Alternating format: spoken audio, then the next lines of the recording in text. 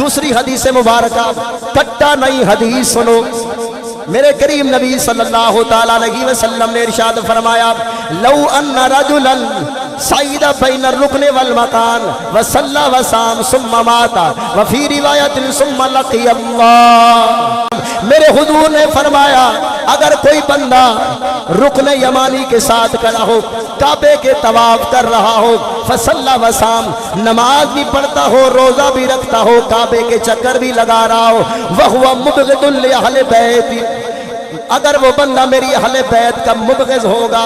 بغض رکھنے والا ہوگا، اگر مر جائے ثم مات دخل النار، میرے حضور نے فرمایا اس کے مرنے کے بعد اس کو کعبے کے چکر بھی دوزخ سے نہیں بچا پائیں گے، اس کو لمبی لمبی نمازیں بھی دوزخ سے نہیں بچا پائیں گی، اس کو کعبے کے اندر کھڑ کے حدود حرم کے اندر روزے رکھنا بھی جہنم سے نہیں بچا پائے گا، دخل النار، بلکہ وہ سیدھا جہنم میں جائے گا۔ اس لیے پھر ہم کہتے ہیں نمازیں پڑھے جا، اذان دیے جا، نمازیں پڑھے جا، اذان دیے جا، شب و روز سجدوں پہ سجدے کیے جا، نمازیں اسی کی، اذانیں اسی کی، جسے پنجتن کا گھرانہ ملا ہے، نمازیں اسی کی،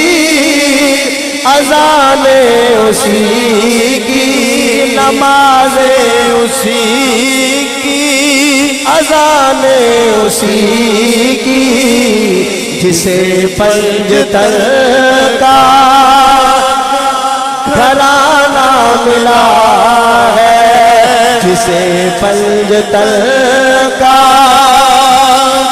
گھرانہ ملا ہے، جسے پنجتن کا گھرانہ ملا ہے۔ میرے کریم نبی صلی اللہ تعالیٰ علیہ وسلم نے ارشاد فرمایا جب کوئی بندہ نماز پڑھتا ہے،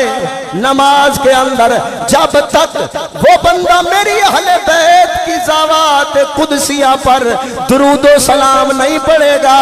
اللہ فرشتوں کو بھیج کر اس کی نماز اس نمازی کے منہ پر مار دے گا،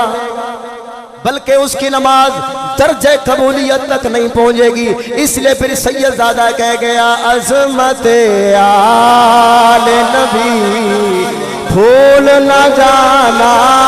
لوگو، عظمت آل نبی بھول نہ جانا لوگو، سارے ہاتھ بلند کریں میرے ساتھ مل کے پڑھ لیجئے عظمت آل نبی بھول نہ جانا لوگوں، عظمت آل نبی بھول نہ جانا لوگوں، دیکھنا غیر کی باتوں میں نانا لوگوں، عظمت آل نبی بھول نہ جانا لوگوں۔